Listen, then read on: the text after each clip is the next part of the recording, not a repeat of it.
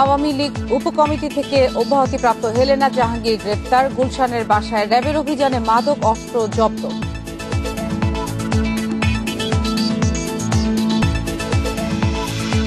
অক্সফোর্ডের দ্বিতীয় ডোজের জন্য অপেক্ষা শেষ। এ সপ্তাহে আসছে ১৩ লাখ টিকা। রাতে চীন থেকে পৌঁছেছে সিনোফার্মের ৩০ লাখ ডোজ।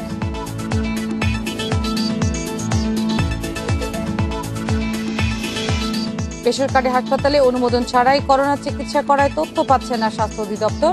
সংক্রমণের চিত্র থাকছে অসম্পূর্ণ।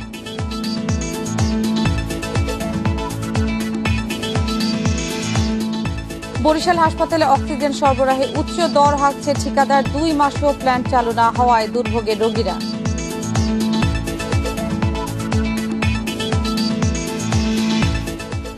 এবং অষ্টম দিনের লকডাউনে ছুটির দিনে রাজধানীর সড়কে গাড়ি ও মানুষের চলাচল কম। বিভিন্ন চেকপোস্টে তৎপর আইনশৃঙ্খলা বাহিনী।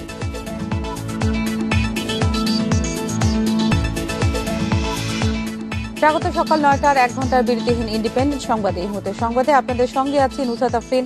শিরোনাম শুনছিলেন, এবার বিস্তারিত। গ্রেপ্তারের পর আওয়ামী লীগের উপকমিটির সদস্য পদ হারানো এফবিসিসিআইর পরিচালক হেলেনা জাহাঙ্গীরকে জিজ্ঞাসাবাদের জন্য র্যাব সদর দপ্তরে নেওয়া হয়েছে। এর আগে বৃহস্পতিবার রাতে তার গুলশানের বাসায় অভিযান চালিয়ে বিদেশি মদ, ইয়াবা ও হরিণের চামড়া উদ্ধার করা হয়। গোপন সংবাদের ভিত্তিতে বৃহস্পতিবার রাত 8:45টার দিকে আওয়ামী লীগের উপকমিটির সদস্য পদ হারানো এফবিসিসিআই এর পরিচালক হেলেনা জাহাঙ্গীরের বাসায় আকস্মিক অভিযান চালায় র্যাব। 3 ঘণ্টার এই অভিযানে তার বাসা থেকে উদ্ধার করা হয় বিপুল অবৈধ মাদক, হরিণের চামড়া ও ওয়াকিটকি। অভিযানে 2টি আগ্নেয়াস্ত্র পাওয়া গেছে, তবে সেগুলোর বৈধ কাগজ রয়েছে বলে র্যাবের কাছে দাবি করেছেন হেলেনা জাহাঙ্গীর। বিদেশি মদ, walkie talkie set, foreign currency, casino খেলার সরঞ্জাম, হরিণের চামড়া প্রভৃতি আমরা উদ্ধারপূর্বক এখানে জব্দ করেছি। সো এই যে জব্দকৃত আলামত এবং এই সুনির্দিষ্ট অভিযোগের বিষয়ে আরও বিস্তারিত জিজ্ঞাসাবাদের জন্য হেলেনা আক্তারকে আমরা গ্রেপ্তার করেছি। মিরপুরে হেলেনা জাহাঙ্গীরের জয়যাত্রা টেলিভিশনেও অভিযান চালায় র্যাব। সেখান থেকেও বেশ কিছু অবৈধ সরঞ্জাম উদ্ধার করে তারা। ঠিকানা তিনি দেওয়ার পর আমরা এখানে এসে দেখতে পাই যে এই অফিসটি এখানে অবস্থিত, কিন্তু এই টেলিভিশন চ্যানেলটির কোনো বৈধ কাগজপত্র নেই। যদিও সম্প্রচার চ্যানেল হিসেবে যে ধরনের সেটআপ থাকা দরকার সব ধরনের সেটআপই এখানে আছে, এবং চ্যানেল হিসেবে তিনি কর্মী নিয়োগ করার জন্য সারা দেশে এবং বাংলাদেশের বাইরে বিভিন্ন দেশেই কর্মী নিয়োগ করেছেন, যে সেই জন্য তিনি তাদের কাছ থেকে অর্থ আদায় করেছেন। সম্প্রতি ফেসবুকে বাংলাদেশ আওয়ামী চাকরিজীবী লীগ নামের একটি সংগঠনের সভাপতি হিসেবে হেলেনা জাহাঙ্গীরের নাম আসায় তাকে আওয়ামী লীগের উপকমিটি ও কুমিল্লা উত্তর জেলা আওয়ামী লীগের উপদেষ্টা পদ থেকে অব্যাহতি দেওয়া হয়। নূরে জান্নাত, ইন্ডিপেন্ডেন্ট নিউজ। অপেক্ষার অবসান হতে যাচ্ছে অক্সফোর্ডের 1 ডোজ টিকা গ্রহণকারীদের। শনি ও মঙ্গলবার দেশে আসছে অক্সফোর্ডের 13 লাখ টিকা। বাদ পড়া ব্যক্তিরা আগামী সপ্তাহে পাবেন টিকার দ্বিতীয় ডোজ। এদিকে গতরাতে চীন থেকে দেশে এসেছে সিনোফার্মের 30 লাখ ডোজ করোনার টিকা। অক্সফোর্ডের টিকা দিয়ে 7 ফেব্রুয়ারি দেশে শুরু হয় গণটিকা। সেরাম থেকে 1,02 লাখ ডোজ টিকা পায় সরকার।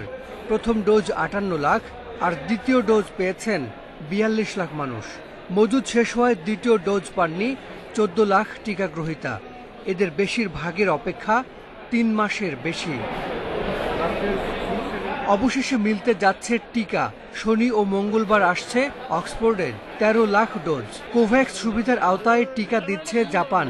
একই উৎস থেকে গত সপ্তাহেও দেশে এসেছে 2,45,000 টিকা। বাদ পড়া 14 লাখ মানুষ টিকা পাচ্ছেন শিগগিরই। 3 তারিখে চালানটি আসবে, সেখানে কিন্তু আমাদের অ্যাস্ট্রাজেনেকা সেকেন্ড ডোজের আর কোনো অভাব থাকবে না। সেটা পেলে আমরা 3 তারিখের পর থেকে এটা আমরা বলতে পারবো যে সকল যে নাগরিক যারা দ্বিতীয় ডোজ পায়নি সকলেই পাবেন। এদিকে রাতে দেশে এসেছে সিনোফার্মের 30 লাখ করোনা টিকা। এর আগে সিনোফার্মের আরও 51 লাখ টিকা পেয়েছে সরকার। সব ধরনের টিকা মিলিয়ে এ পর্যন্ত দেশে এসেছে 2,41 লাখ ডোজ। এর মধ্যে 1,27 লাখ টিকা দেওয়া হয়েছে। বাকি টিকা নিয়ে 7 আগস্ট দেশের ইউনিয়ন পর্যায়ে শুরু হচ্ছে টিকাদান। এই অনুযায়ী কিছু টিকা ইতিমধ্যে চলেও গিয়েছে আমাদের জেলাগুলিতে, এবং জেলা থেকে উপজেলা স্টোরে চলে যাচ্ছে। কারণ আমাদের শুধুমাত্র টিকা দিলে হয় না, টিকার সাথে আরও সরঞ্জামাদি লাগে, সিরিঞ্জ, সেফটি বক্স, এগুলোও যাচ্ছে আস্তে আস্তে। এবং পাশাপাশি আমাদের এই প্রোগ্রামটা করার জন্য প্রয়োজনীয় যে ট্রেনিং, সেই ট্রেনিংটাও শুরু হয়ে গেছে আজকে থেকে।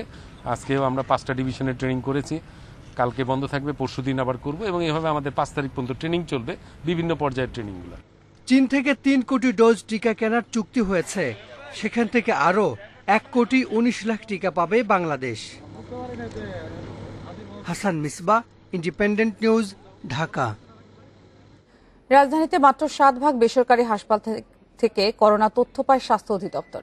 অনুমোদন না নিয়ে ঢাকার বাইরেও অনেক হাসপাতালে চলছে করোনা চিকিৎসা। এতে সংক্রমণ, রোগী ভর্তি ও করোনায় মৃত্যুর একটা অংশ আসছে না হিসাবে। স্বাস্থ্য অধিদপ্তর বলছে, অনুমোদন ও তথ্য পাঠাতে বারবার তাগাদা দেওয়া হলেও কাজ হচ্ছে না।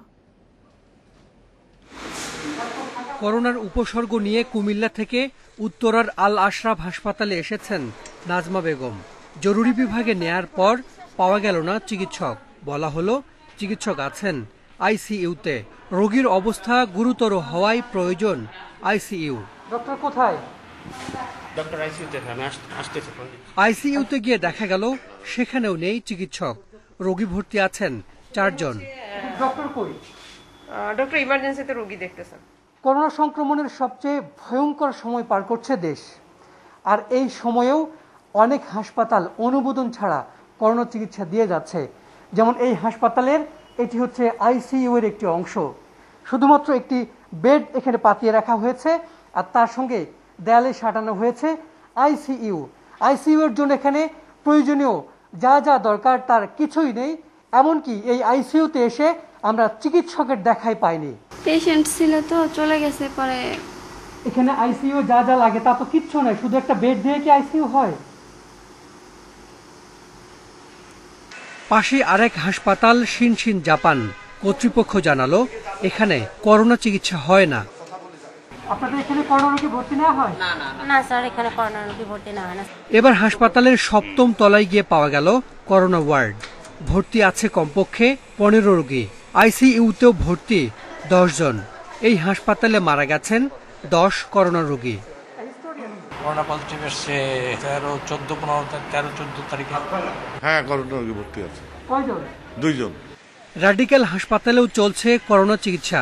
এখানেও এ মাসে মারা গেছেন 9 জন। এই 3 হাসপাতালই করোনা চিকিৎসার অনুমোদন নেয়নি। আক্রান্ত ও মৃত্যুর কোনো তথ্যই পাঠানো হয় না স্বাস্থ্য অধিদপ্তরে। রাজধানীতে বেসরকারি হাসপাতাল 400-র বেশি। মাত্র 28টি হাসপাতালের করোনার তথ্য পায় স্বাস্থ্য অধিদপ্তর।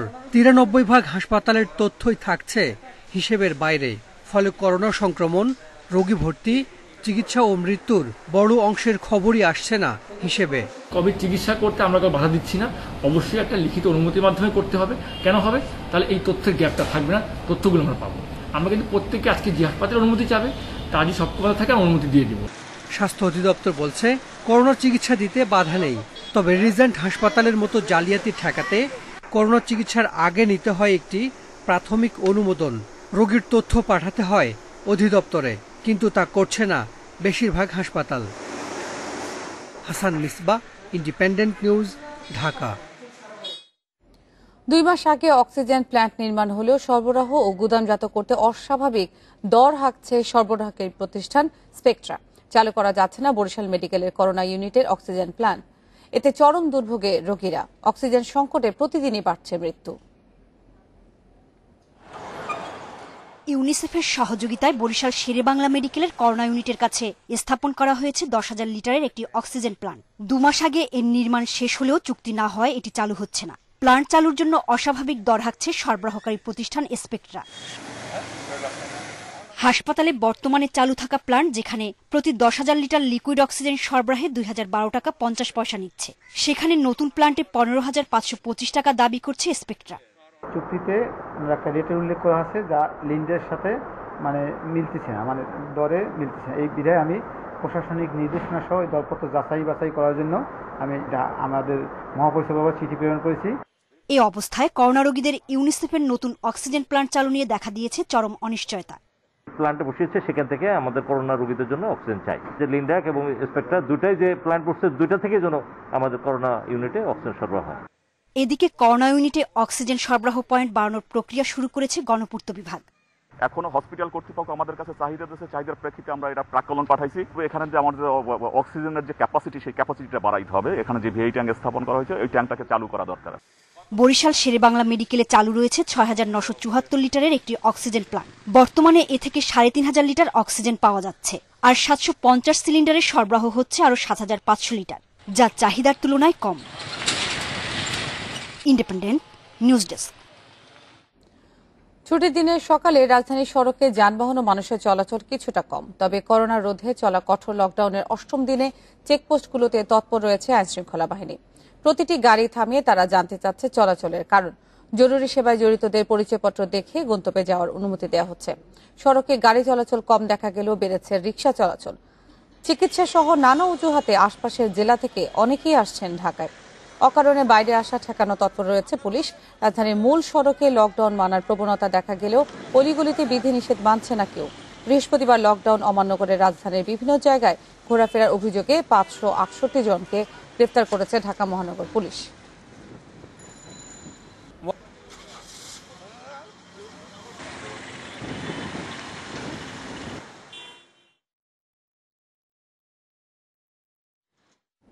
ছুটির দিনের সকালে রাজধানীর সড়কে যানবাহন ও মানুষের চলাচল কিছুটা কম, তবে করোনা রোধে চলা কঠোর লকডাউনের ৮ম দিনে চেকপোস্টগুলোতে তৎপর রয়েছে আইনশৃঙ্খলা বাহিনী। লকডাউনের আরো খবর জানাতে যোগ দিচ্ছেন সহকর্মীরা। প্রথমে যাচ্ছে উত্তরা এলাকা থেকে যোগ দিচ্ছেন সহকর্মী মাহমুদ শরীফ।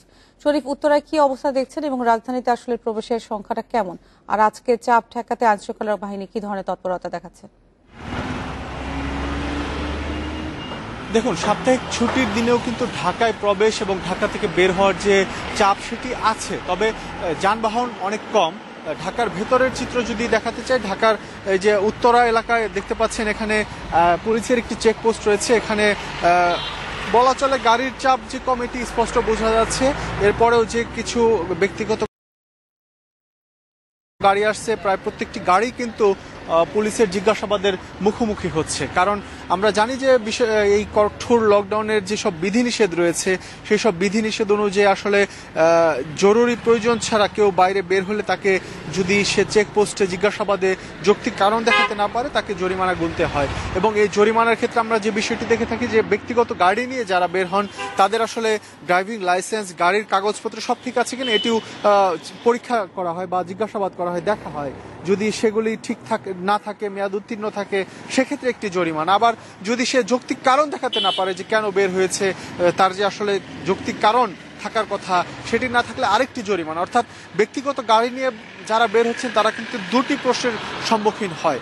তবে যারা পায়ে হেঁটে বা রিকশায় যাচ্ছেন তারা কিন্তু এমনটা বিড়ম্বনায় পড়েন না, তারা অনায়াসেই কিন্তু তাদের বিভিন্ন গন্তব্যে তারা যেতে পারেন। এবং আমরা যে বিষয়টি দেখছি গত কয়েকদিন যাবৎ, গাড়ির চলাচল বেড়েছে, মানুষের চলাচল বেড়েছে এবং ঢাকায় প্রবেশ, ঢাকা থেকে বের হওয়া সবকিছুই বেড়েছে।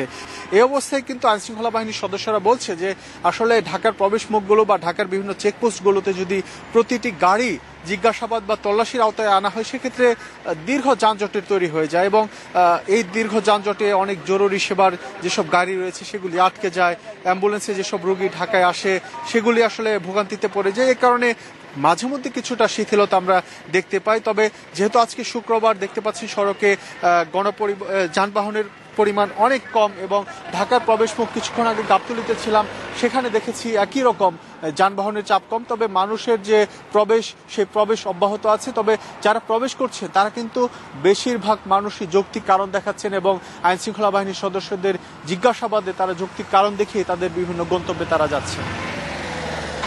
মাহমুদ শরীফ জানাচ্ছিলেন উত্তরা থেকে। এবার আমরা যেতে চাই বাড্ডায়, সেখানে রয়েছেন আমাদের সহকর্মী বনি ইবনে কামাল। বনি, উত্তরা এবং গাবতলীর খোঁজ মাহমুদ শরীফ যেমনটি জানাচ্ছিলেন যে ঢাকায় প্রবেশ পথগুলোতে আসলে ঢাকার বাইরে থেকেও লোক কিছুটা আসছে, চাপ রয়েছে। বাড্ডায় কি অবস্থা, সেখানে আইনশৃঙ্খলা বাহিনী তৎপরতা দেখছেন কিনা?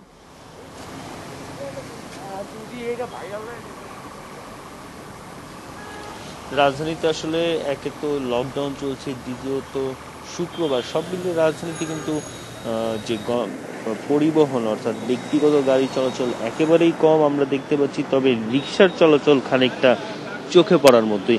আমরা এই মুহূর্তে আছি রাজধানীর বাড্ডাতে। এখানে একটি চেকপোস্ট থাকলেও আসলে আইনশৃঙ্খলা বাহিনীর কোনো ধরনের তৎপরতা কিন্তু আমাদের চোখে পড়েনি।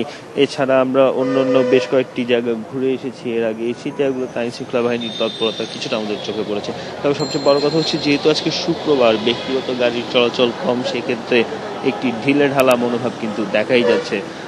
সহকর্মী যেমনটি জানাচ্ছিলেন যে যারা পায়ে হেঁটে বা রিক্সা চলাচল করছে তাদেরকেই কিন্তু আসলে কোনো ধরনের জিজ্ঞাসাবাদের মুখোমুখি হতে হচ্ছে না, এবং যার ফলে অনেকেই কিনা ব্যক্তিগত গাড়ি থাকা সত্ত্বেও আসলে রিক্সায় বের হওয়ার মতো কাজও কিন্তু ঘটছে। এই দৃশ্যও কিন্তু আমাদের চোখে পড়েছে। সার্বিকভাবে লকডাউনের যে কঠোরতাটা থাকার কথা ছিল বেশ গত 8 দিনে, কিন্তু আমরা দেখেছি ক্রমান্বয়ে সেটা আসলে কমতে শুরু করেছে, মানুষের চলাচল বেড়েছে এবং আইন শৃঙ্খলা বাহিনীর যেরকম কঠোর থাকার বিষয়টি ছিল বা বলা হয়েছিল সেই জায়গা থেকে আসলে কিছুটা নড়েছে বলে কিন্তু মনে হচ্ছে। আর সবচেয়ে বড় ব্যাপার যেটা আমরা কিন্তু দেখছি, প্রায় প্রতিদিনই 500-র মতো মানুষ গ্রেপ্তার হচ্ছে। এই গ্রেপ্তার বা জরিমানা অথবা যে আইনের আওতায় আসার ভয়টা, সেটাও কিন্তু মানুষের মধ্যে অনেকটাই কমে গিয়েছে। আমাদের চোখে কিন্তু এমনটাই প্রতীয়মান হচ্ছে। সেক্ষেত্রে করোনা নিয়ন্ত্রণে আসলে যে লকডাউনটি চলছে সেটার সফলতা কতটুকু আসবে সেই বিষয় নিয়ে কিন্তু জনস্বাস্থ্য বিশেষজ্ঞরা প্রশ্ন তুলছেন। আমরা এখানে সকাল থেকে আছি এবং দেখছি যে আসলে এই রুটে বিশেষ করে আমরা যখন দেখি যে ব্যক্তিগত গাড়ির যে চাপটা থাকার কথা সেই চাপটা কম, কিন্তু রিক্সার কিন্তু প্রচন্ড চাপ রয়েছে এবং আমরা দেখতেই পাচ্ছি যে এক রিক্সায় 2 জন, এমনকি 3 জনও যাচ্ছে, যেখানে কিনা সুস্পষ্টভাবে বলা আছে যে রিক্সায় যাতায়াতের ক্ষেত্রেও একজনের বেশি মানে রিক্সায় ভ্রমণ বা চড়া যাবে না, সেটাও কিন্তু হচ্ছে না। সার্বিকভাবে আইন শৃঙ্খলা বাহিনীর পক্ষ থেকে যে ধরনের পদক্ষেপ নেওয়ার কথা সেই ধরনের পদক্ষেপ নেওয়া হলেও সাধারণ মানুষের যে অসচেতনতা বা আইন না মানার প্রবণতা, করোনার প্রথম দিকে আমরা দেখেছি যে করোনার যে স্বাস্থ্যবিধি বা এখনো দেখছি স্বাস্থ্যবিধি না মানার একটা প্রবণতা রয়েছে, এবং এই লকডাউন আমরা দেখতে পাচ্ছি আসলে আইন না মানার এক ধরনের প্রবণতা রয়েছে। অনেকেই যৌক্তিক কারণ দেখাতে পারছে, কিন্তু যৌক্তিক কারণটা আসলে কতটুকু সত্য সেটা যাচাইয়ের উপায় কি, সেটা যাচাইয়ের কিন্তু উপায় নেই। সেক্ষেত্রে কিছুটা শিথিলই হয়ে গেছে আসলে লকডাউনটা। মনিব কামাল জানাচ্ছিলেন বাড্ডা থেকে লকডাউন পরিস্থিতির খবর। করোনা পরিস্থিতি নিয়ে আরো জানাতে এবার বরিশাল ও রাজশাহী থেকে যোগ দিচ্ছেন সহকর্মীরা। প্রথমে যাচ্ছি বরিশালে, সেখানে রয়েছেন সহকর্মী মুরাদ আহমেদ। মুরাদ, বরিশালে লকডাউনের পরিস্থিতি কিরকম আর করোনার সংখ্যাটা সর্বশেষ তথ্য আপনার কাছে আর কি আছে?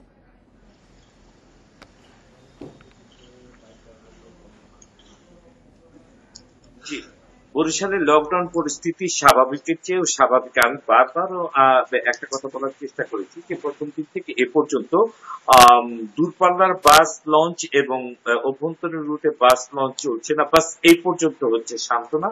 আর শপিং মল গুলো খুলছে না। চকবাজারে যদি যাওয়া যায় গাড়ির অপেক্ষা থাকে, গাড়ির হর্ন বা গাড়ির শব্দ পাওয়া মাত্র সব শাটার গুলো বন্ধ হয়ে যাচ্ছে। বাট কথাটি যেটি হচ্ছে লকডাউন যে ঘোষণা দিয়ে এসেছিল তার কিছু মাত্র নেই। আপনি দেখুন, আমি এখন দাঁড়িয়ে আছি বরিশালের যে প্রাণ কেন্দ্রটিকে আমরা বারবার দেখিয়ে থাকি বা বলে থাকি, এই প্রাণ কেন্দ্রটিতে এখানে শুক্রবার যে দৃশ্য আমরা দেখে থাকি এখন কিন্তু সেই দৃশ্য দেখা যাচ্ছে।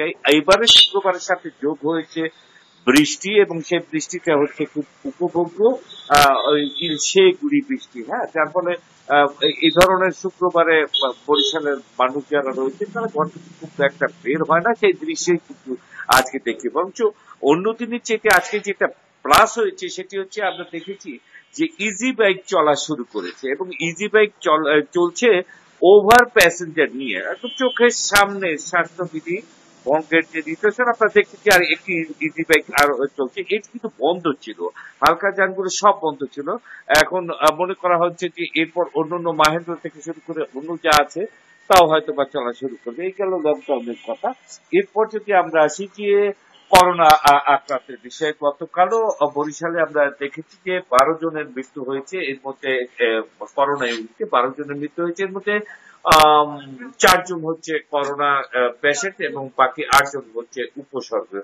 আর নতুন করে আক্রান্ত হয়েছে 231 জন। এই আক্রান্তের হার কিন্তু আমরা আজকে দেখেছি 43% তো এটি এখন পর্যন্ত গত 3-4 দিনে ক্রমহ্রাসমান রয়েছে। বলা যায় না, হঠাৎ করে কিন্তু বরিশালে বেড়ে যায়। আজকে 231 আছে, কালকে হয়তো 400 ক্রস করে যায়। তো সেক্ষেত্রে এখন পর্যন্ত গত 3-4 দিনের হিসেব যদি দেখি তাহলে ক্রমহ্রাসমান অবস্থায় রয়েছে, মৃত্যু রয়েছে স্থির অবস্থায়। কারণ গতকালকেও 12 জন মারা গিয়েছিল, 3 জন করোনা রোগী ছিল, 9 জন উপসর্গ ছিল। আজকে 12 জন মারা গেছে, 4 জন করোনা রোগী, 8 জন উপসর্গ নিয়ে। তো এই আর করোনা ওয়ার্ডে যারা ভর্তি আছে, করোনা ইউনিটে যারা ভর্তি আছে, ডেডিকেটেড হাসপাতালে যারা ভর্তি আছে, শুরু থেকে শেষ পর্যন্ত তাদের যে অভিযোগগুলো ছিল সেই অভিযোগগুলো এখনো বর্তমান রয়েছে। কি হচ্ছে এখানকার সর্বশেষ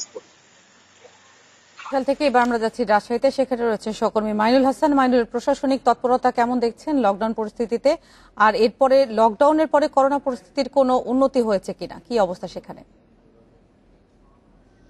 রাজশাহী সারা দেশে যে কঠোর লকডাউন চলছে সেটি রাজশাহীতে গত কয়েকদিন তুলনায় আজকে যেহেতু গতকাল বিকেল থেকে রাজশাহীতে বৈরী আবহাওয়া বিরাজ করছে, এখানে বৃষ্টিপাত হচ্ছে এবং সকাল থেকেও বেশ কখনো মাঝারি কখনো হালকা বৃষ্টিপাত হচ্ছে, যে কারণে আমরা দেখছি যে গত কয়েকদিনের তুলনায় আজকে সকালে রাস্তাতে মানুষের চলাচল অনেকটাই কম এবং যেটুকু যানবাহন চলাচল করছে কিছু গণপরিবহন চলাচল করছে, পাশাপাশি ব্যক্তিগত কিছু যানবাহন এখানে কিন্তু চলাচল করছে। তবে গতকালকে যে অবস্থা ছিল সেইটি কিন্তু আমরা এখন দেখতে পাচ্ছি না। এর অন্যতম কারণ হলো বৈরী আবহাওয়া, যেহেতু বৃষ্টিপাত হচ্ছে। আর এখন পর্যন্ত রাস্তায় আইন শৃঙ্খলা বাহিনীর সদস্যদেরকে আমরা দেখতে পাইনি, তবে হয়তো বেলা বাড়ার সাথে সাথে তাদেরকে আমরা বিভিন্ন জায়গাতে তারা চেকপোস্ট বসাচ্ছে। মোবাইল জেলা প্রশাসনের ভ্রাম্যমাণ আদালত তারা বিভিন্ন জায়গাতে ভ্রাম্যমাণ আদালত পরিচালনা করছে। গত 24 ঘন্টায় রাজশাহী জেলা প্রশাসনের যে ভ্রাম্যমাণ আদালত পরিচালনা করছে সেখানে 56টি মামলায় প্রায় 49,000 টাকা জরিমানা করা হয়েছে, একজনকে কারাদণ্ড দেওয়া হয়েছে এবং বেশ কিছু মাস্কও বিতরণ করা হয়েছে। তো এই যে গেল এক সপ্তাহ ধরে চলমান লকডাউনে রাজশাহীতে কিন্তু তেমন আমরা লকডাউন বাস্তবায়ন দেখিনি। সেক্ষেত্রে যারা স্বাস্থ্য কর্মকর্তা আছেন বা চিকিৎসকরা আছে তারা কিন্তু একটা শঙ্কার কথা প্রকাশ করছেন যে এর আগে যে রাজশাহীতে লকডাউন দেওয়া হয়েছিল সেই লকডাউনের কারণে বা লকডাউনের প্রভাবেই কিন্তু আমরা দেখছি যে এর মধ্যে রাজশাহীতে করোনা সংক্রমণের যে হারটি সেটি কিন্তু এখন স্থিতিশীল অবস্থায় আছে, কখনো কিছুটা বাড়ছে কখনো স্থিতিশীল অবস্থা আছে। সেক্ষেত্রে বলা যায় যে করোনা সংক্রমণ হার রাজশাহীতে কমেছে। কিন্তু এই যে ঈদের আগে যে লকডাউন শিথিল করা হয়েছে বা এখন যে কঠোর লকডাউন চলছে সেইটি যদি পুরোপুরি বাস্তবায়ন না করা হয় সেক্ষেত্রে এর পরবর্তী যে ধাপটি আসবে সেটি কিন্তু একেবারে ভয়াবহ। আমরা জানি যে গত 24 ঘন্টায় রাজশাহী মেডিকেল কলেজ হাসপাতালে 13 জন মারা গেছে, করোনা ইউনিটে 13 জন মারা গেছে এবং 13 জনের মধ্যে রাজশাহী করোনা আক্রান্ত হয়ে 6 জন মারা গেছে এবং উপসর্গ নিয়ে 7 জন মারা গেছে। এবং হাসপাতাল কর্তৃপক্ষ বলছে রাজশাহী মেডিকেল কলেজ হাসপাতালে গত কয়েকদিনের তুলনায় যে মৃত্যুর সংখ্যা সেটিও কমছে, কেননা এর আগে আমরা দেখেছি সর্বোচ্চ 25 জন মারা গেছে, সেক্ষেত্রে উপসর্গ নিয়ে মৃত্যুর সংখ্যাটা ছিল পজিটিভের চেয়ে অনেক বেশি, সেটিও কিন্তু ধীরে ধীরে কমতে শুরু করেছে। এবং হাসপাতাল কর্তৃপক্ষ বলছে যে আগামী 2 সপ্তাহের মধ্যে রাজশাহী মেডিকেল কলেজ হাসপাতালে যে মৃত্যুর সংখ্যা সেটিও কমে আসবে। তবে তারা সংখ্যা করছেন যে লকডাউন যদি পুরোপুরি বাস্তবায়ন না হয় সেক্ষেত্রে যে সংক্রমণ অবস্থা এখন স্থিতিশীল আছে সেইটি কিন্তু আরো বাড়বে। গত 24 ঘন্টায় রাজশাহী 2টি পিসিআর ল্যাবে করোনার নমুনা পরীক্ষায় শনাক্তের হার দাঁড়িয়েছে 22.87, অর্থাৎ আমরা দেখছি যে 542টি নমুনা পরীক্ষায় শনাক্ত হয়েছে 124 জন। গত কয়েকদিন তুলনায় নমুনাও কিন্তু বেশি পরীক্ষা করা হয়েছে। তো সব মিলিয়ে বলা যায় যে রাজশাহীতে করোনা সংক্রমণের হার কিন্তু অনেকটা এখন স্থিতিশীল অবস্থায় আছে। তবে এই লকডাউন যদি পুরোপুরি বাস্তবায়ন করা না যায় বা কঠোর লকডাউন যদি বাস্তবায়ন করা সম্ভব না হয় সেক্ষেত্রে করোনা সংক্রমণের হার কিন্তু আরো বাড়বে, সেক্ষেত্রে মৃত্যু সংখ্যা কিন্তু বাড়বে বলে শঙ্কা করছেন চিকিৎসকরা। বরিশাল এবং রাজশাহীর করোনা এবং লকডাউন পরিস্থিতি জানাচ্ছিলেন সহকর্মীরা। দেশের শিক্ষা প্রতিষ্ঠানের ছুটি 31 আগস্ট পর্যন্ত বাড়িয়েছে সরকার। সারা দেশে করোনা পরিস্থিতির অবনতি হওয়ায় ছুটি বাড়ানোর এই সিদ্ধান্ত নেওয়া হয়েছে বলে জানিয়েছে শিক্ষা মন্ত্রণালয়। এর ফলে মাধ্যমিক উচ্চ মাধ্যমিক পর্যায়ে সব শিক্ষা প্রতিষ্ঠান, ইবতেদায়ী ও কওমি মাদ্রাসাগুলো 31 আগস্টের আগে খুলছে না। শিক্ষার্থী, শিক্ষক, কর্মচারী, অভিভাবকদের স্বাস্থ্য সুরক্ষা ও সার্বিক নিরাপত্তার বিবেচনায় কোভিড-19 সংক্রান্ত জাতীয় পরামর্শ কমিটির সঙ্গে পরামর্শ করে ছুটি বাড়ানো হয়েছে বলে জানিয়েছে শিক্ষা মন্ত্রণালয়। করোনা ভাইরাস সংক্রমণের কারণে গত বছরের 17 মার্চ থেকে 16 মাসের বেশি সময় ধরে বন্ধ দেশের শিক্ষা প্রতিষ্ঠানগুলো।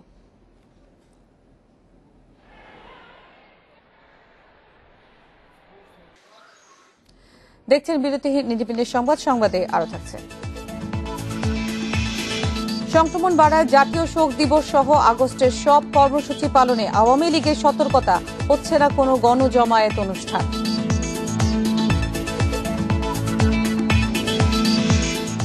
দেশে এক যুগের মধ্যে বাঘের সংখ্যা দ্বিগুণ করার লক্ষ্য থাকলেও অগ্রগতি সামান্য, থমকে আছে সুন্দরবনে বাঘ গণনার কাজ।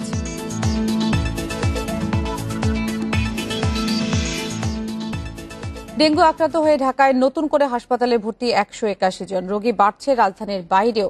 এবছর মোট আক্রান্তের 84% চলতি মাসে।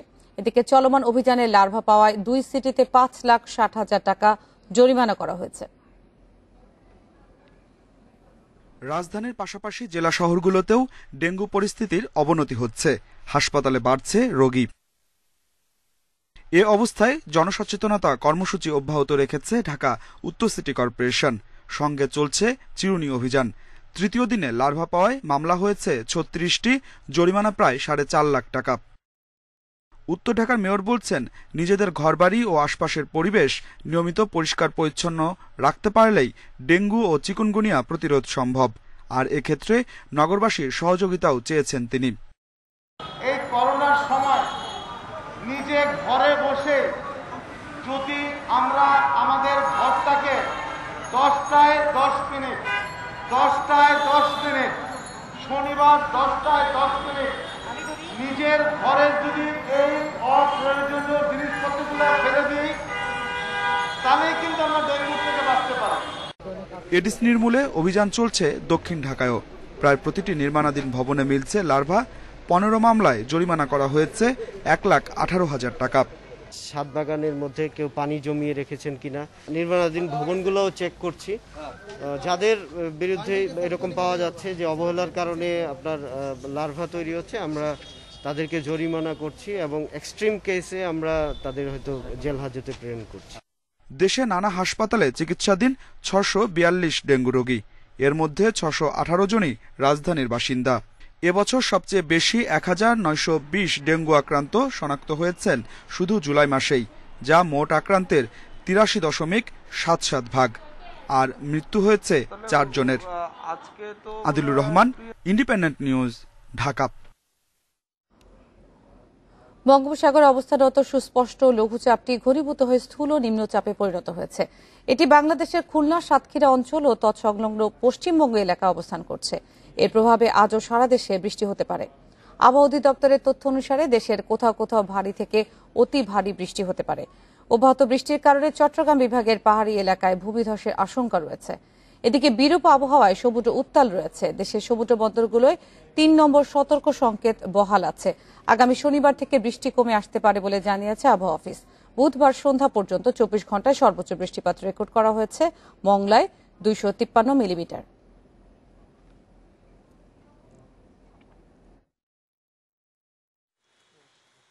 সমুদ্র বন্দর সমূহের জন্য 3 নম্বর স্থানীয় সতর্ক সংকেত জারি করছি এবং এই স্থল নিম্নচাপের আশঙ্কার জন্য যে ভারী বর্ষণের আশঙ্কা রয়েছে, সেই জন্য আমরা রাজশাহী, খুলনা, বরিশাল, চট্টগ্রাম এবং ঢাকা বিভাগের জন্য ভারী বর্ষণের সতর্কতা জারি করেছি। অর্থাৎ আজকে সকাল 11টা থেকে পরবর্তী 24 ঘন্টার এই বিভাগগুলোতে ভারী থেকে অতি ভারী বর্ষণের সম্ভাবনা রয়েছে।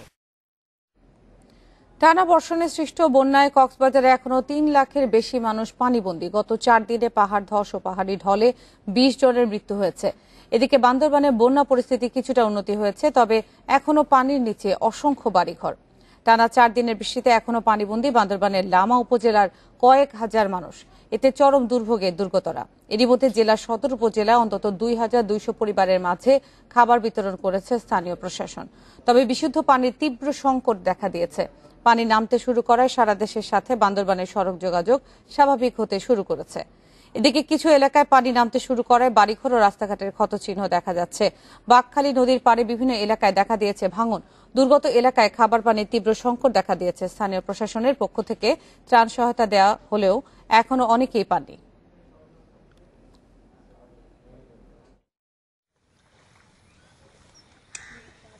পানির অবস্থা বেশি খারাপ। আরেকটু হান্ডি গেলে এই বাড়ি হাতে দিতে, আরেকটু গেলে বাড়ি নদীতে ভরে দেবি। আমরা বাতে মরি 7 দিন, সোলা মাছ আগুন দেয় না, ভাত খাই না, এখনো খাই না। মেম্বার চেয়ারম্যান এখানে আসেন না। অবস্থা খুব খারাপ, হানা নাই, লড়া নাই, এখন রাঁধি না পারি, খাই না পারি, কিছু না হয়। মেম্বার চেয়ারম্যান আর কিছু না ওদের। এই নিয়ে খবর জানাতে কক্সবাজার থেকে যোগ দিচ্ছেন সহকর্মী অনুপম শীল। অনুপম, কক্সবাজারের বন্যা পরিস্থিতির বিস্তারিত জানাবেন। এর আগের সংবাদ আপনি যেমনটি বলছিলেন যে পানি কিছুটা কমতে শুরু করেছে, তো যারা পানি বন্দী রয়েছেন তাদের কি ধরনের সমস্যা দেখা যাচ্ছে, আর সরকারের ব্যবস্থাপনার পক্ষ থেকে আসলে কি ধরনের উদ্যোগ নেওয়া হয়েছে?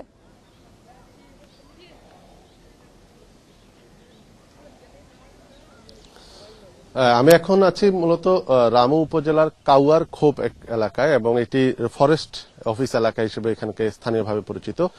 আমার পেছনে যে গ্রাম এবং অর্থাৎ যে বাড়িঘরগুলো দেখছেন এটি গতকালকেও এখানে কোমর অবধি পানি ছিল।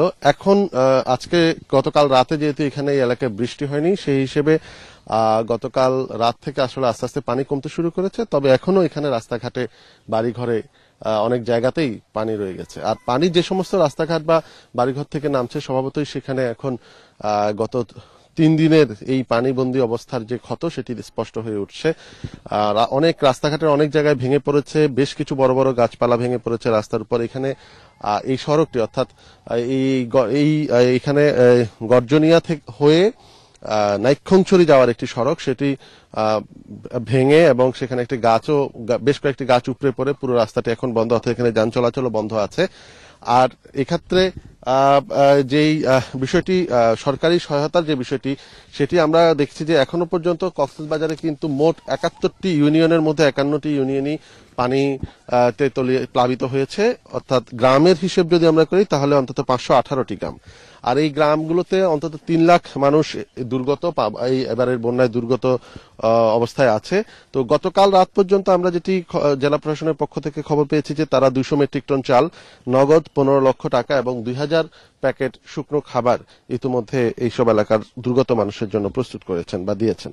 কিন্তু এখানে স্থানীয়দের সাথে আমরা কথা বলেছি, তারা বলছেন যে এত মানুষ আসলে এখানে দুর্গত অবস্থায় আছেন, তাদের জন্য এই সাহায্য আসলে খুব বেশি যথেষ্ট নয়। কারণ অনেক পরিবার আছে যাদের আসলে এখন রান্না করার মতো জায়গাই নেই, অর্থাৎ তাদেরকে খাবার রান্না করার মতো অবস্থা, রান্নাঘর থেকে শুরু করে সবকিছুই পানিতে তলিয়ে গেছে। এছাড়া অনেকে আছেন যারা তাদের লকডাউনের কারণে এমনিতেই একটি মানে যারা প্রতিদিন আয় করেন তারা এমনিতেই খারাপ অবস্থায় আছেন, তার মধ্যে এই বন্যা তাদেরকে আরো বেশি বেকায়দায় ফেলে দিয়েছে। আর এর বাইরে আমরা যেটি খবর পেয়েছি যে এই কক্সবাজার উপজেলার কক্সবাজার জেলার চকরিয়া উপজেলা সেখানকার যে উপজেলা সদর সহরক্ষা বাঁধ সেটি ক্ষতিগ্রস্ত হয়েছে এবং আতঙ্কের বিষয় হচ্ছে কিছুক্ষণ পরেই হয়তো সেখানে জোয়ার শুরু হবে এবং এই জোয়ারের পানিতে হয়তো চকরিয়ার সদর উপজেলার যেই স্থাপনা ঘর বাড়িগুলো আছে সেগুলো তলিয়ে যেতে পারে, এমন একটি আতঙ্কের মধ্যে সেখানকার লোকজন আছেন। আর এখনো পর্যন্ত আমরা যেটি ধারণা করছি যদি বৃষ্টি এরকম ভাবে আস্তে আস্তে কমে আসতে শুরু করে তাহলে হয়তো এই পরিস্থিতি কিছুটা স্বাভাবিক হয়ে আসতে পারে। তবে এখনো এই কক্সবাজারে কিন্তু প্রচুর এলাকা, অন্তত 518টি গ্রাম এখনো পানিবন্দী অবস্থায় আছে এবং সেখানকার মানুষজন, দুর্গত মানুষজন তাদের নানা ধরনের দুর্গতির কথা আমাদেরকে জানিয়েছেন, যার মধ্যে অন্যতম হচ্ছে তাদের এখন খাবারের তীব্র সংকট, মিঠা পানির তীব্র সংকট, অর্থাৎ বেশিরভাগ নলকূপই কিন্তু এখন পানির নিচে তলিয়ে গেছে। তো সব খুব একেবারেই খারাপ অবস্থা বলা যায় এখানে। এখন আসলে সময়ের অপেক্ষা এবং এখানকার স্থানীয় মানুষজন সরকারি সাহায্যের অপেক্ষায় আছেন। কক্সবাজার থেকে জানাচ্ছিলেন সহকর্মী অনুপম শীল।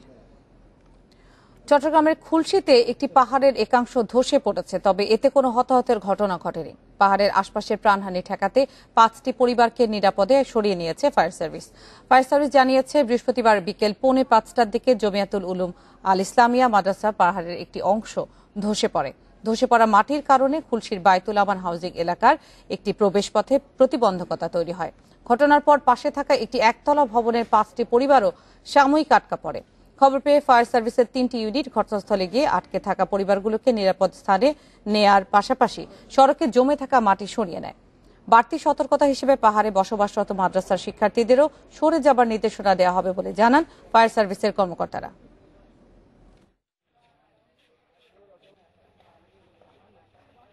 ক্ষতি তেমন হয় নাই, তবে 5টা ফ্যামিলি এর মধ্যে আছে, ঝুঁকির মধ্যে আছে, এদেরকে বের করে দেওয়া হয়েছে। এরা বের করে এরা রাত্রে থাকবে না, এরা থাকলে ঝুঁকির মধ্যে থাকবে। আর উপরে একটা মাদ্রাসা আছে, যদি যে থাকে সব লোক চলে যায়।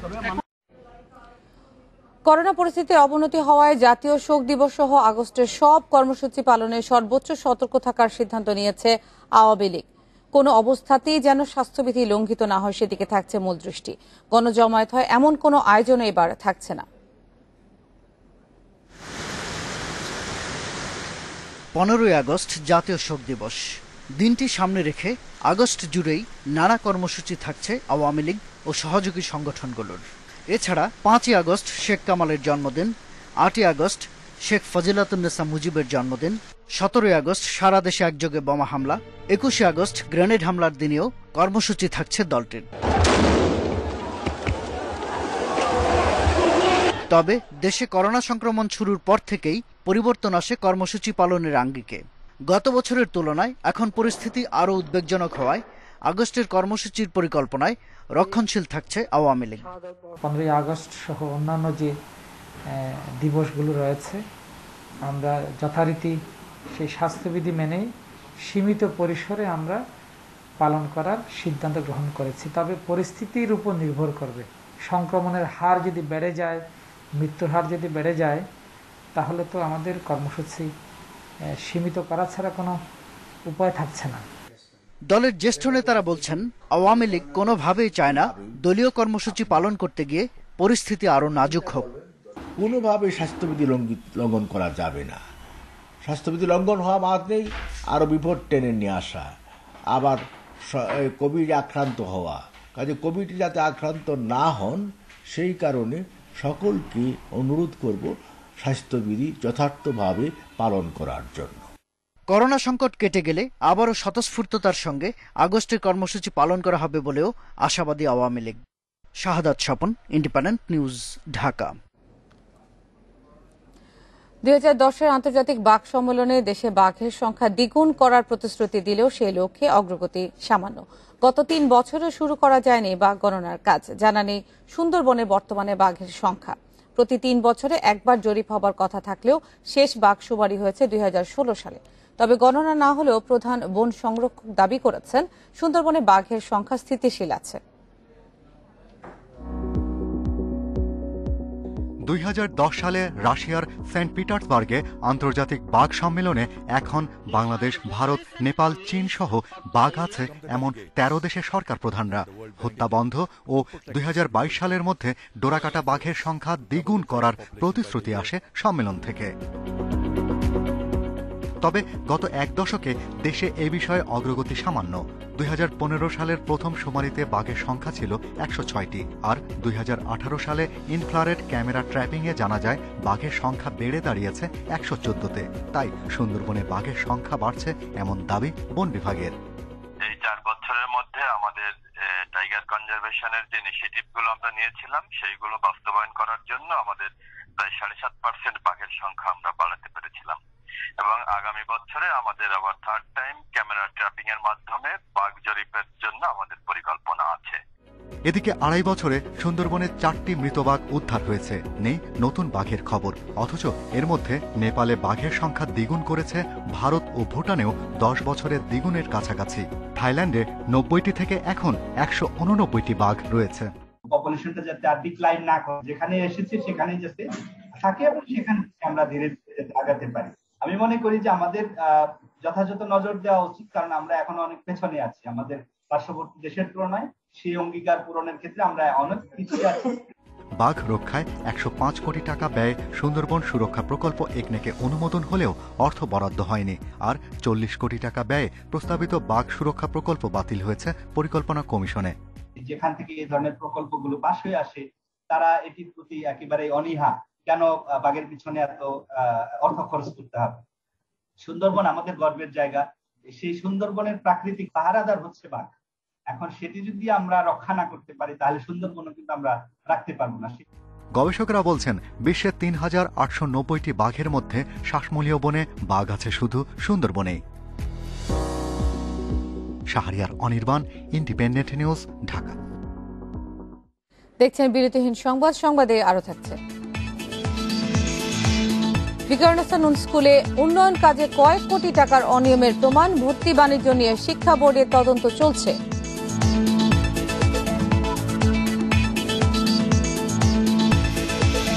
বিশ্বে করোনায় একদিনে 10,356 মৃত্যু, নতুন শনাক্ত 6,61,000। ইন্দোনেশিয়া একদিনে 1,893 জনের প্রাণহানি। করোনায় ব্যাপক দুর্ভোগে শেরপুরের বেদে পরিবারগুলো। স্থায়ী বাসিন্দা না হওয়ায় পাচ্ছে না সরকারি সহায়তাও। পরিবারের সদস্যদের নিয়ে খেয়ে না খেয়ে দিন পার করতে হচ্ছে তাদের।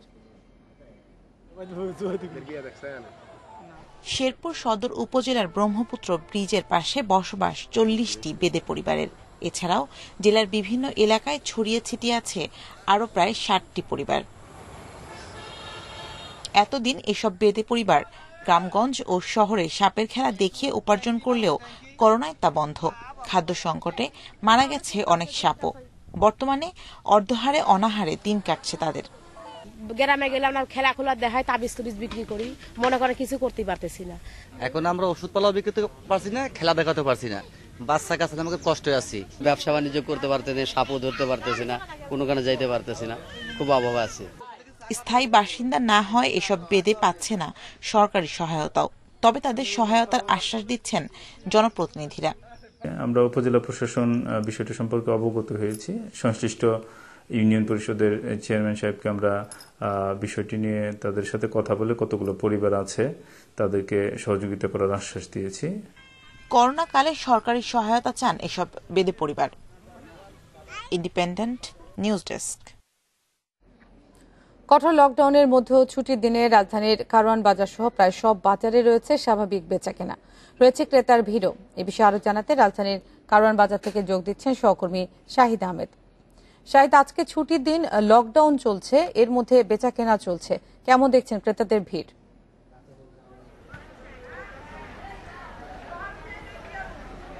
দেখুন, আসলে প্রতি সপ্তাহে সাপ্তাহিক ছুটির দিনে বেশ কিছু পণ্যের দামের যেমন ওঠানামা, তেমনি ক্রেতা বিক্রেতাদের মিশ্র প্রতিক্রিয়া লক্ষ্য করা যায়। আজও তার ব্যতিক্রম নয়। ঠিক এই মুহূর্তে আমি রাজধানী কারওয়ান বাজারে আছি, যেহেতু অন্য দিনের তুলনায় আজকে ক্রেতা সমাগম বেশি।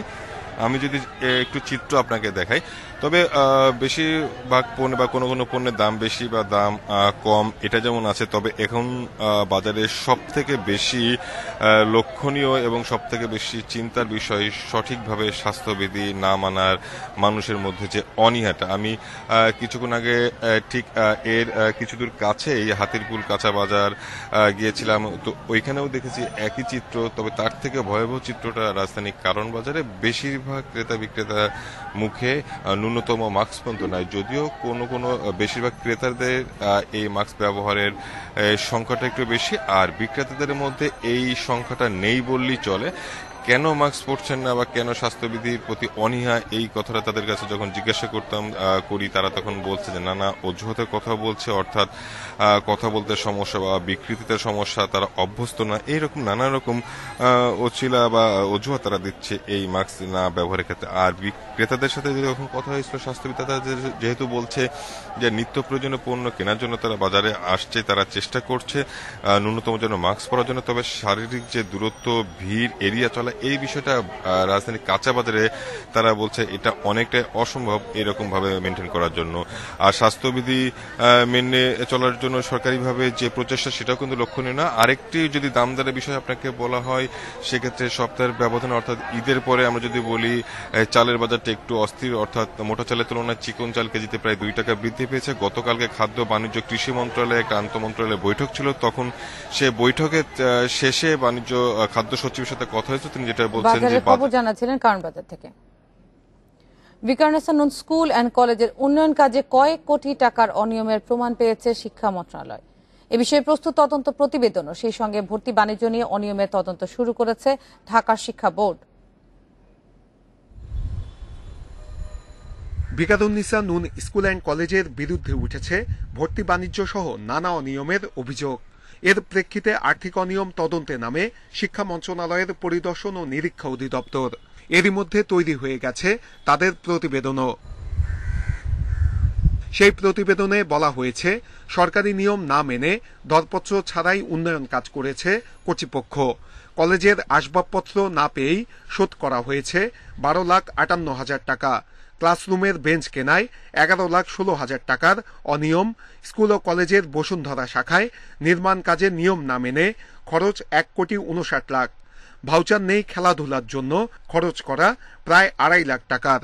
গত 3 বছরে আয়ের 1,39,00,000 টাকার ভ্যাট ফাঁকি দেওয়ার প্রমাণও পেয়েছে তদন্ত কমিটি। যত ক্রয় আছে, উন্নয়ন আছে, এখানে কোনো সরকারি বিধিবিধান মানা হয় নাই। ব্যবস্থা নেওয়ার জন্য আমরা এটা মন্ত্রণালয়ে পাঠিয়ে দিয়েছি, মন্ত্রণালয় তাদের প্রক্রিয়া অনুসারে ব্যবস্থা নিবে, এটাই আমরা আশা। সেই উন্নয়ন প্রকল্পের 12 সদস্যের কমিটির আহ্বায়ক পরিচালনা পর্ষদের অভিভাবক প্রতিনিধি সিদ্দিকী নাসির উদ্দিন। তার দাবি সব কাজ স্বচ্ছতার সঙ্গেই হয়েছে। আমি শুধু যেটুকু টাকা আমার হাত দিয়ে আসছে সেটুকুর হিসাব একেবারে পাইকেটা হিসাব দেওয়া আছে। তবে অধ্যক্ষ বলছেন এসব অনিয়ম নিয়ে তদন্ত করতে বলেছেন তিনি নিজেই। তারা কোনো টেন্ডার করে নাই, পিপিআর ফলো করে নাই, সরকারি যে পিপিআর কাজের ক্ষেত্রে, এবং তারাই কন্ট্রাক্টর, তারাই মেম্বার, তারাই গভর্নিং বডির সদস্য, তারাই সবকিছু। যারা অনিয়মে জড়িত তাদের শাস্তি দাবি করছেন অভিভাবকরা। আমাদের টাকা এবং এই যে টেন্ডারবিহীন কাজ, আমরা মনে করি এখানে কোটি কোটি টাকার কারচুপি হয়েছে। যারা আমাদের টাকা নিয়ে ছিনিবিনি করছে তাদের কঠোর বিচার চাই। এদিকে ভিকারুননিসায় ভর্তি বাণিজ্যের অভিযোগ নিয়ে ঢাকা শিক্ষা বোর্ডের তদন্ত চলছে। এর আগেও এখানকার নানা অনিয়মের প্রমাণ মিলেছে, কিন্তু নেওয়া হয়নি কোনো ব্যবস্থা। তাই একই ধরনের অনিয়মের পুনরাবৃত্তি ঘটছে। সংশ্লিষ্টরা বলছেন এই অবস্থা কাটাতে হলে জড়িতদের দৃষ্টান্তমূলক শাস্তি দিতে হবে। নূরে আলম, ইন্ডিপেন্ডেন্ট নিউজ, ঢাকা। বিশ্বে আবারও বাড়ছে করোনায় প্রাণহানি ও সংক্রমণ। একদিনে 10,379 জনের মৃত্যু ও 6,61,000 নতুন রোগী শনাক্ত হয়েছে। এ নিয়ে মোট মৃত্যু হয়েছে 42,13,000 মানুষের, আর শনাক্ত 19,73,000-এর বেশি। একদিনে সর্বোচ্চ মৃত্যু ইন্দোনেশিয়ায় 1,893 জনের। দেশটিতে শনাক্ত হয়েছে 43,000-এর বেশি নতুন রোগী। এক সপ্তাহে দেশটিতে মৃত্যুর হার 32 ভাগ বেড়েছে। ব্রাজিলে একদিনে 1,354 জনের মৃত্যু হয়েছে, ভারতের মৃত্যু 549 জনের। এদিকে চীনের নানজিং শহরের ডেল্টা ভ্যারিয়েন্টের সংক্রমণ বেড়েছে। গেল এক সপ্তাহে দেশটিতে 17 জন বিমানবন্দর কর্মী করোনা আক্রান্ত হয়েছে বলে জানিয়েছে কর্তৃপক্ষ। এদিকে জাপানে অলিম্পিক শুরুর পর থেকে দ্রুত ছড়াচ্ছে সংক্রমণ। একদিনে 9,577 জন নতুন শনাক্ত হয়েছে দেশটিতে। ইসরায়েলের প্রধানমন্ত্রী নাফতালি বেনেট ঘোষণা দিয়েছেন, ষাটোর্ধ্ব নাগরিকদের জন্য টিকার তৃতীয় ডোজ বা বুস্টার ডোজ দেয়া হবে। আফগানিস্তানের নুরস্তান প্রদেশে ভারী বৃষ্টিতে সৃষ্ট আকস্মিক বন্যা ভূমিধসে অন্তত 60 জনের মৃত্যু হয়েছে। নিখোঁজ রয়েছে কয়েকশো। মৃতের সংখ্যা আরও বাড়বে বলে ধারণা কর্তৃপক্ষের। পাহাড়ি অঞ্চলে বানের পানি ও কাদামাটিতে চাপা পড়ে বেশ কিছু হতাহতের ঘটনাও ঘটেছে। ক্ষতিগ্রস্ত হয়েছে কমপক্ষে 100 ঘরবাড়ি। তালেবান অধ্যুষিত অঞ্চল হওয়ায় উদ্ধার কাজ ব্যাহত হচ্ছে বলে জানিয়েছে দেশটির সরকার। তবে নিজস্ব তত্ত্বাবধানে উদ্ধার অভিযান চালাচ্ছে তালেবান। এছাড়াও মানবাধিকার সংস্থাগুলোকে অঞ্চলটিতে প্রবেশের সুযোগ দিয়েছে সশস্ত্র গোষ্ঠী। এর আগে জুন মাসে দেশটির হেরাত প্রদেশে ভারী বর্ষণ ও বন্যায় কমপক্ষে 12 জনের মৃত্যু হয়। 5 ম্যাচের টি-20 সিরিজ খেলতে ঢাকায় অস্ট্রেলিয়া ক্রিকেট দল চার্টার বিমানে শাহজালাল আন্তর্জাতিক বিমানবন্দরে বৃহস্পতিবার বিকেলে পা রাখে অজিরা। বিমানবন্দরে বিশেষ ইমিগ্রেশন শেষে সরাসরি হোটেল ইন্টারকন্টিনেন্টালে চলে যায় অতিথিরা। সেখানে 3 দিনের কোয়ারেন্টাইন করবে ক্রিকেটাররা। 3 বছর 10 মাস পর আবারও ঢাকায় মাইটি অস্ট্রেলিয়া। বিকেল 4:10 ঢাকায় অবতরণ করে অস্ট্রেলিয়া ক্রিকেট দলকে বহনকারী বিশেষ বিমান। বার্বাডোস থেকে দীর্ঘ ভ্রমণ শেষে ঢাকায় পা রাখেন ক্রিকেটাররা। প্রথমবারের মতো বাংলাদেশের বিপক্ষে দ্বিপাক্ষিক টি-20 সিরিজ খেলবে অস্ট্রেলিয়া। বিশেষ ব্যবস্থায় ইমিগ্রেশন সেরেছে অস্ট্রেলিয়া দল। ঝুঁকি এড়াতে বিমানবন্দরে প্রথাগত ইমিগ্রেশনে আপত্তি ছিল অতিথিদের। বাংলাদেশ ক্রিকেট বোর্ডও সফরকারীদের চাওয়া পূরণ করেছে। সবার পাসপোর্ট জীবাণুমুক্ত করে 3 দিন পর ফেরত দেওয়া হবে ক্রিকেটারদের কাছে। বিমানবন্দর থেকে অস্ট্রেলিয়া দলের ঠিকানা হয়েছে হোটেল ইন্টারকন্টিনেন্টাল। কঠোর বায়ুবল প্রোটোকলের অংশ হিসেবে বিমানবন্দরের টারমাক থেকেই বাসে করে টিম হোটেলে নেওয়া হয় অস্ট্রেলিয়া দলকে। এখানেই 3 দিন রুম কোয়ারেন্টাইন করতে হবে অজিদের। 1 আগস্ট থেকে শেরে বাংলা স্টেডিয়ামে অনুশীলনে নামবে অস্ট্রেলিয়া দল। তার আগে হবে 2 বার করোনা টেস্ট। এই ছিল বিরতিহীন ইন্ডিপেন্ডেন্ট সংবাদ। ইন্ডিপেন্ডেন্ট টেলিভিশন সব খবরের বিস্তারিত জানতে চোখ রাখুন ফেসবুক, ইউটিউব, টুইটারে। ধন্যবাদ সবাইকে।